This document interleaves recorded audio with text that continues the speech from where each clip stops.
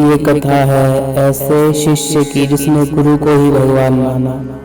गुरु साक्षात परब्रह्म। गुरु का इतना सम्मान करता था, इतना आदर करता था कि गुरु जी की प्रत्येक इच्छा को कहने से पूर्व ही पूरा कर देता था।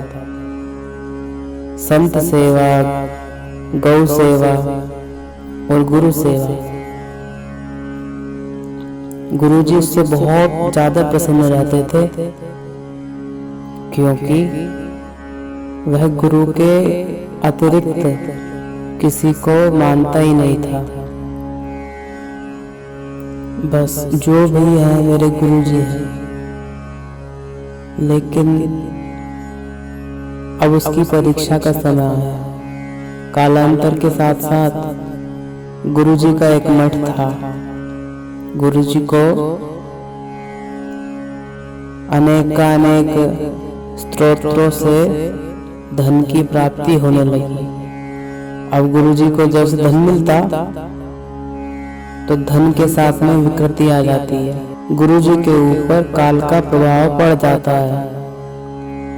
अब गुरु जी का एक प्रेम संबंध हो जाता है एक नर्तकी के साथ में, एक नाचने वाली के साथ में गुरु जी का प्रेम प्रसंग हो जाता है।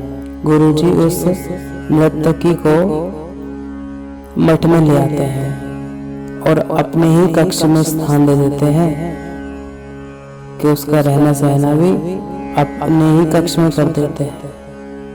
यह देखते हुए जो सभी शिष्य थे वो सभी एकाएक करके गुरु जी को छोड़ के चले जाते हैं। मात्र एक वही शिष्य रह जाता है जो कि गुरु जी की सेवा पूरे निष्ठा भाव से करता रहता है, क्योंकि वह गुरु को शरीर रूप न मान के गुरु को भगवत रूप मानता था। और उसका यह मन था कि जब गुरु जी भगवान हैं तो इनके द्वारा जो भी किया जा रहा है मात्र लीला है, इसमें कोई हानि नहीं है। अब उसकी इतनी प्रगाढ़ निष्ठा देखकर भगवान इस पर प्रसन्न हो जाते हैं। एक रोज की बात, वह बैठा हुआ अपने गुरु जी की सेवा कर रहा था। अब गुरु जी से उसने पूछा कि गुरु जी आप उदास रहते हो, क्या बात है? तो गुरु जी ने कहा कि मेरी मति अनुरूप या मेरे भाग्यवश मेरा अपयश हो गया और धीरे धीरे करके मुझे मेरे सारे चेले छोड़ के चले गए।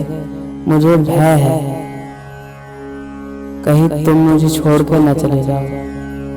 तब उस चेले ने कहा कि गुरुजी, भले ही मेरे प्राण मुझे छोड़ के चले जाएं, भले ही मेरे प्राण मुझे छोड़ दें, उसके पश्चात भी मैं आपकी सेवा करता रहूंगा। उसके पश्चात भी मैं आपकी सेवा करता रहूंगा। अब यह भाव सुन के गुरु जी प्रसन्न हुए। अब गुरु जी ने कहा कि जैसे तुम मेरी सेवा करते हो ऐसे इसकी भी सेवा करा करो।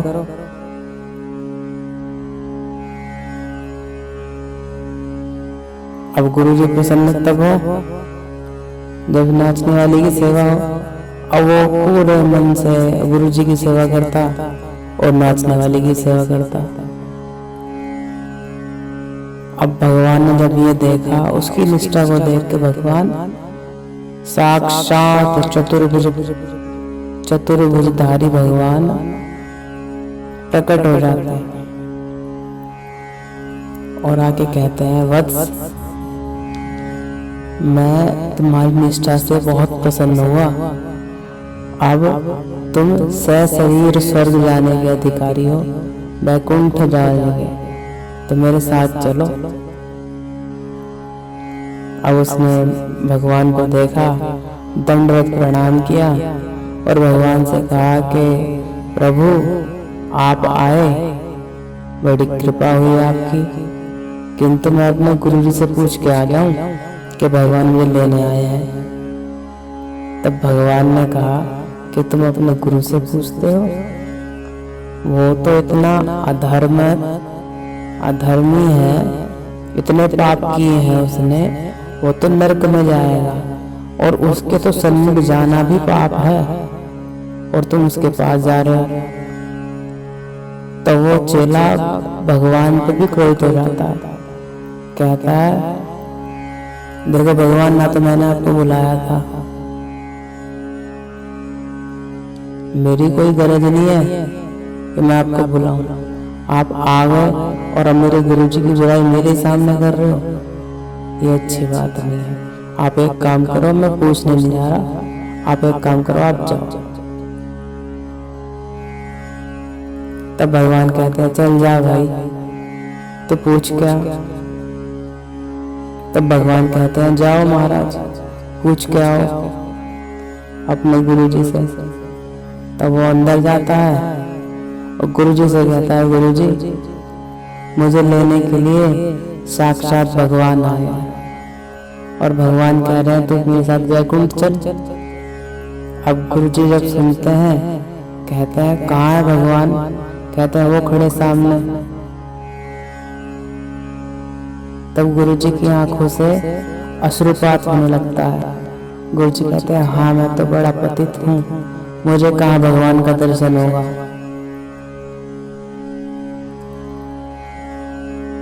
लेकिन अब मैं वृद्ध हो चला हूँ, शरीर में भी जान नहीं है, सब चेले में छोड़ के चले गए, तू भी मैं छोड़ के जा रहा है, तो मेरा क्या होगा। तो चेला बोला कि मना कर दूं। तो गुरुजी बोले ना ना मना मत कर, तेरे उनसे एक बात बोल, जाके भगवान से एक बात कह कि गुरुजी का कोई है नहीं मेरे सिवा, अगर मेरे गुरुजी को साथ ले चलो तो मुझे ले चलो। अब चेला गया भगवान के पास, बोला भगवान जी यदि मेरे गुरुजी को साथ ले जाओ तब तो मैं चलूंगा, नहीं तो मैं नहीं चलूंगा। अब भगवान बोले नहीं नहीं, ये तो धर्म के खिलाफ होगा। कि क्यों?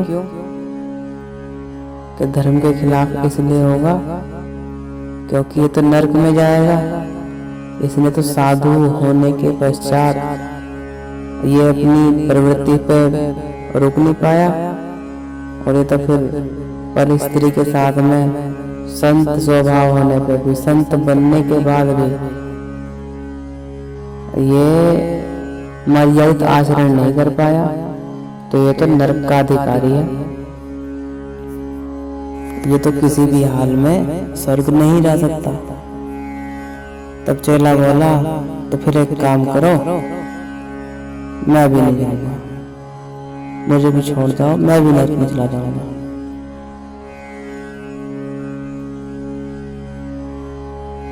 तो भगवान बोले कि यदि तुम वैकुंठ जा रहे हो तो इसमें इसका कुछ नहीं है, वो तो तुम्हारी निष्ठा है, तुम अपनी निष्ठा के आधार पर जा रहे हो, उसमें तुम्हारे गुरुजी की कोई कृपा नहीं है।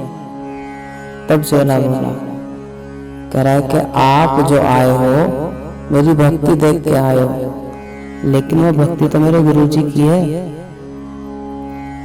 लेकिन वो भक्ति तो मुझे मेरे गुरुजी से मिली है, इन्हों की भक्ति की है तो इन्हों की भक्ति से तो प्रसन्न हुए हो आप, तो मैं तो गुरुजी को नहीं छोड़ूंगा।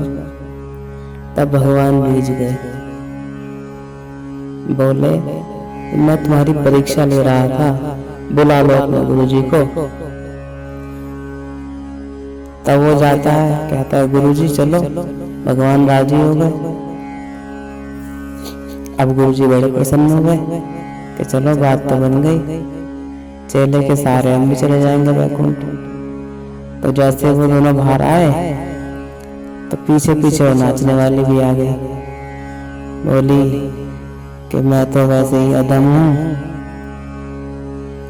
और अब तो मुझे और भी अधिक पाप लगेगा, मैं तो नरक में जाऊंगी। कि मेरे चक्कर में आके ये बाबा जी ने सारे अपने जितने चेले सब भगा दिए, तो मुझे तो ज्यादा पाप लगेगा। तो मैं क्या करूंगी, मुझे भी ले चलो अपने साथ में। अब गुरु जी बोले कि हाँ ये तो बात सही है कि मेरे जाने के पश्चात तो कोई इसको जीने भी ना देगा, प्रताड़ित कर करके मार देंगे।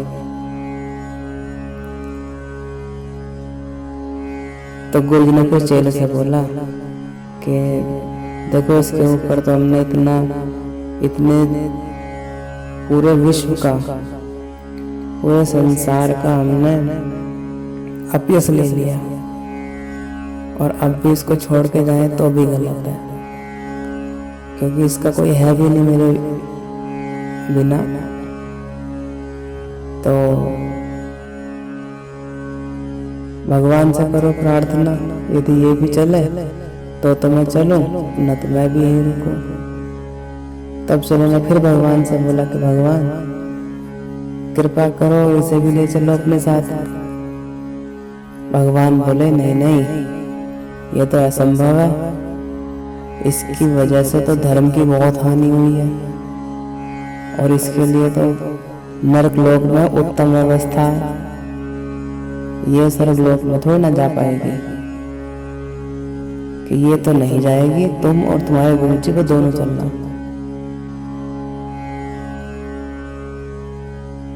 तब चेले ने गुरु जी को बोला कि भगवान तो कह रहे हैं खाली तुम दोनों जा सकते हो, बाकी ये नहीं जाएगी। तब गुरु जी बोले ठीक है, तो तुम ही चले जाओ, मैं नहीं जाऊंगा, मैं तो इसके साथ ही जाऊंगा। अब चेला ही बोल पड़ा भगवान से कि भगवान अब मैं भी नहीं जाऊंगा, हम तीनों नरक में चले जाएंगे, हमें स्वर्ग की कोई आशा भी नहीं है, और आप लेके भी नहीं जा रहे हो, तो इससे अच्छा हम यहीं रह जाएंगे, क्योंकि जहाँ मेरे गुरु जी वहाँ पे मैं। तब भगवान प्रसन्न हो जाते हैं और उन तीनों को, उस शिष्य के जो निष्ठा भाव थे उसके कारण उन तीनों को भगवान का दर्शन होता है, और भगवान उनको वैकुंठ धाम ले जाते हैं। तो यही है कि यदि गुरु के चरणों में सच्ची भक्ति होगी, यदि गुरु के चरणों में सच्ची आस्था होगी, तो गुरु कैसा भी हो, गुरु कैसा भी हो तुम्हें भगवान से मिला देगा।